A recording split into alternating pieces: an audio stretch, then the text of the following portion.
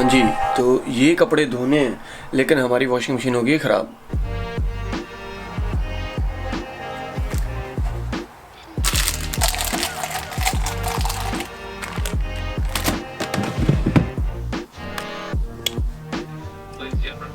तो ये कपड़े वगैरह टांगने वाले हैं, इनको टांगना है आज। तो आज है मंडे, तो आज अपने को सारी सेटिंग कर लेनी है।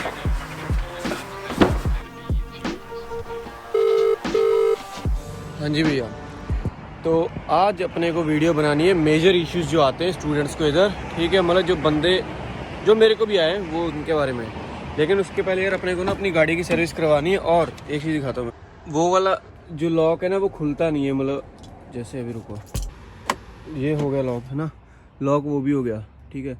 अभी करेंगे, वो नहीं खुला, ये खुल गया, ये देखो।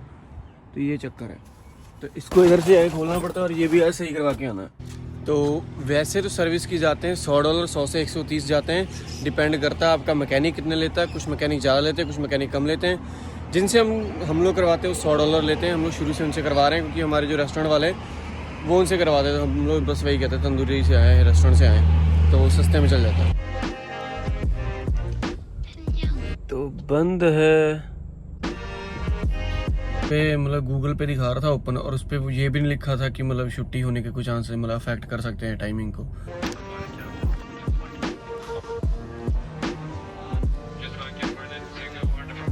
इधर पड़े हैं कैमरास वगैरह। तो वॉशिंग मशीन वगैरह बहुत महंगी है। गमट्री पे है, फेसबुक मार्केट प्लेस पे चेक करते हैं। अरे ये नहीं खुलती है यार। हाँ जी भैया, तो अपन सो गए थे यार, अभी उठे हैं बहुत देर बाद, मतलब 3 घंटे बाद मैं उठा हूँ। पता नहीं जिस दिन आप वेले होते नींद बहुत आती है। तो अभी पहले पिज़्ज़ा ऑर्डर किया, पिज़्ज़ा लेके फिर जाना यूनिवर्सिटी, तो वहाँ जाके वीडियो बनाएंगे ढंग से। चलो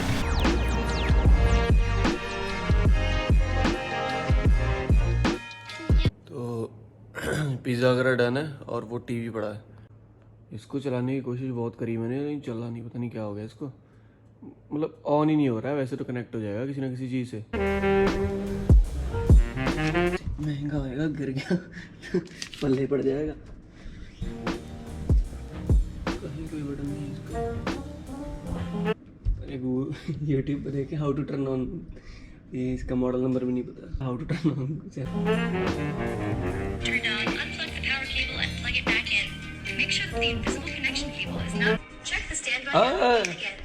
आई चल गया सही। बस बस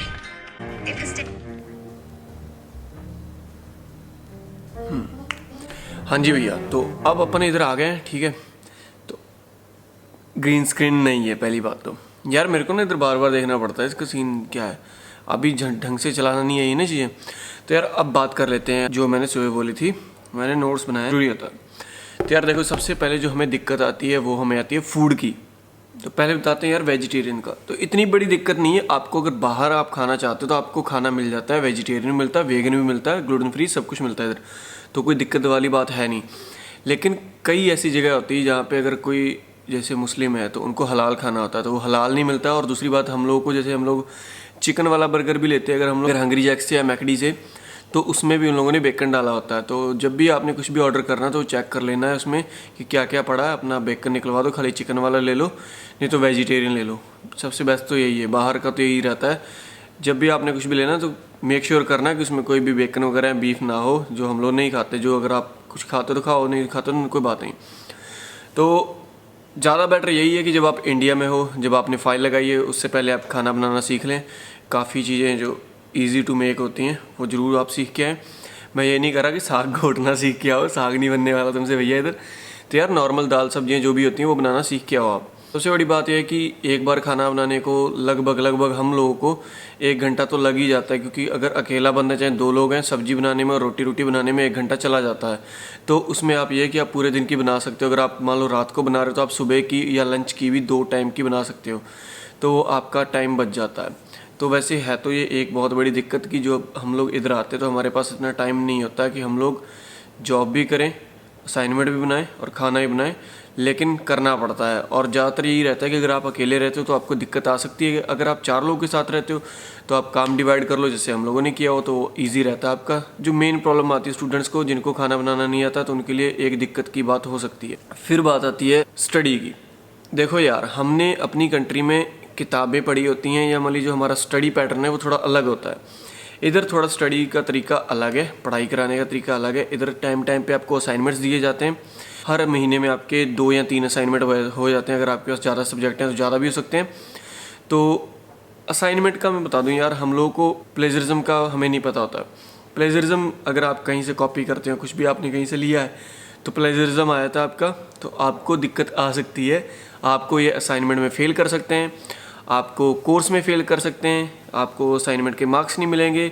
ये चीज़ें होती हैं। अगर आपने ये चीज़ें 3 बार कर दी, आपका प्लेजरिज्म आया, आप पकड़े गए 3 बार, इनके पास सॉफ्टवेयर होता है वो चेक कर लेते हैं असाइनमेंट में, तो आपको यूनी से भी निकाला जा सकता है। तो उसमें काफ़ी कुछ होता है, मतलब यूनी से निकालने का, सीओई कैंसिल करने का और वीज़ा कैंसिल करने का, ये चीज़ें हैं। लेकिन इतनी नौबत कभी आती नहीं किसी स्टूडेंट की, एक बार में सबको अकल आई थी, क्योंकि हर एक स्टूडेंट की पहले प्लेजरिज्म आती है। पहले सेमेस्टर में अगर आपके साथ कुछ भी गलत होता है तो यूनी भी कोऑपरेट करती है, क्योंकि आपका पहला सेमेस्टर होता है, आपको चीज़ें नहीं पता होती हैं, जैसा कि मेरे साथ हुआ था।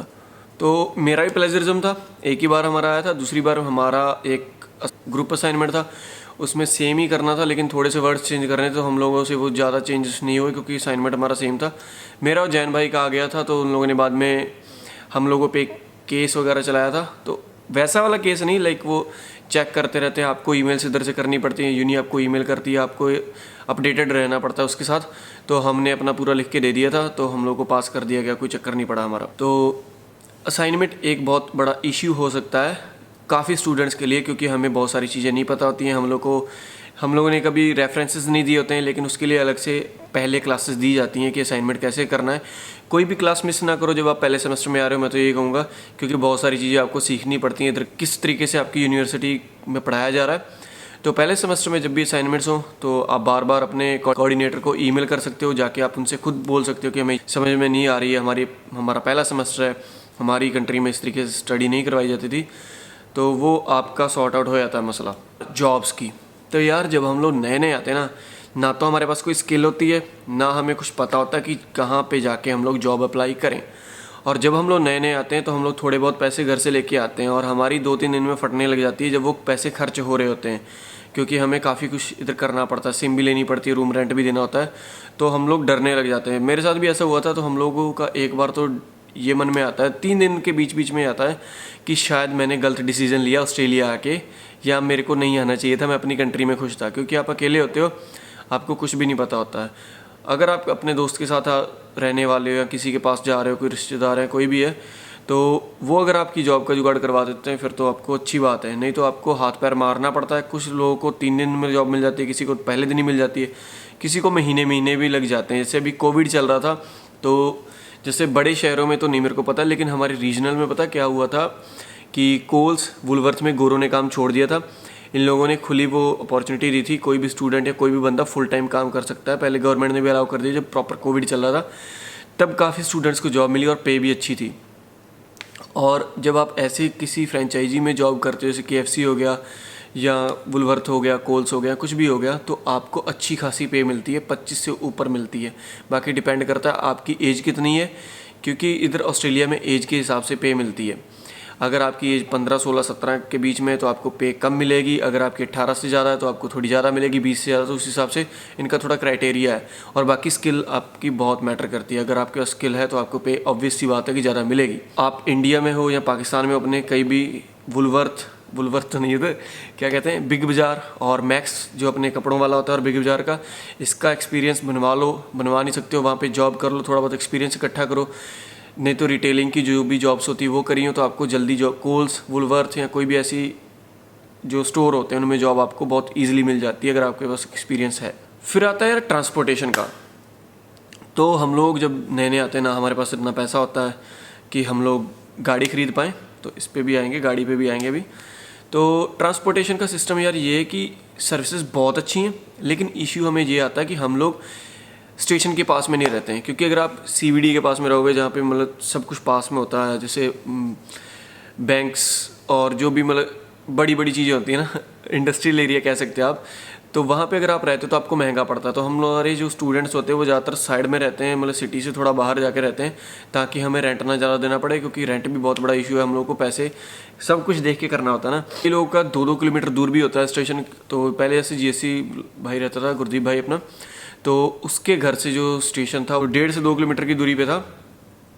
तो भाई डेली चल के जाता था अपनी कॉलेज यूनी जाने के लिए, जॉब जाने के लिए।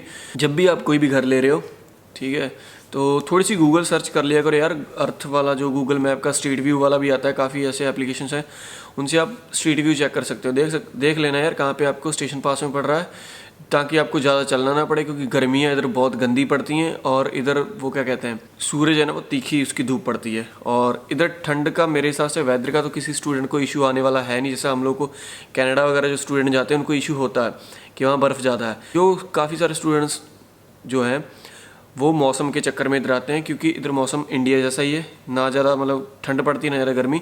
जब ठंड होनी होती है तब ठंड होती है, जब गर्मी होनी होती है गर्मी होती है। लेकिन इंडिया के अपोजिट चलता है, जैसे अभी इंडिया में ठंड है और इधर गर्मी है, तो ऐसा चलता रहता है। और ट्रांसपोर्टेशन का सिस्टम बता दूँ यार, सस्ता पड़ता है। अगर आप सिटी में रहते हो, आपके पास बन जाते हैं, तो उसमें आपको कम पैसा देना पड़ता है।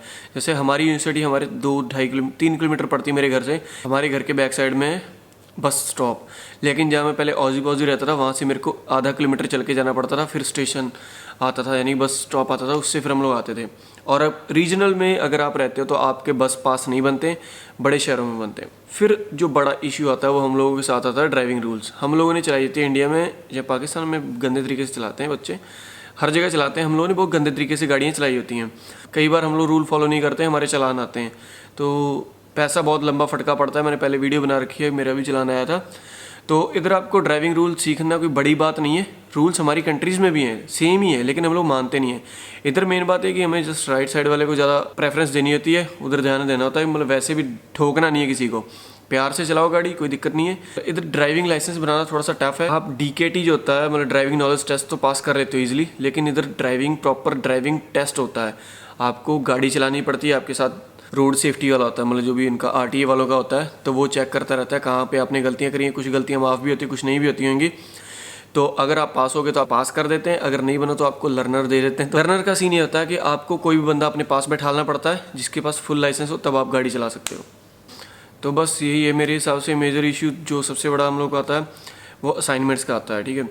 तो बताऊँ अब उसका, जब भी आपने अप्लाई करना है कोई भी कॉलेज का, किसी भी यूनिवर्सिटी का, किसी भी कोर्स के लिए, तो उसकी वेबसाइट पे उसकी हैंडबुक अवेलेबल होती है। उसका सारा डिटेल आ जाता है उसमें कि कौन सा कोर्स है और क्या क्या इसमें है। अगर आपको लगता है कि आप थोड़े भी इसमें वीक हो, काम करना चालू कर दो। अगर आपको लगता है कि आप बिल्कुल नहीं कर पाओगे यार, कोई दूसरा कोर्स देख लो, क्योंकि इधर हर एक सब्जेक्ट की $3000 से फ़ीस ज़्यादा होती है। अगर आप फेल होगे तो आपको फ़ीस दोबारा से देनी पड़ेगी। तो वो ना करें, थोड़ा आँखें दिमाग खोल के चलें।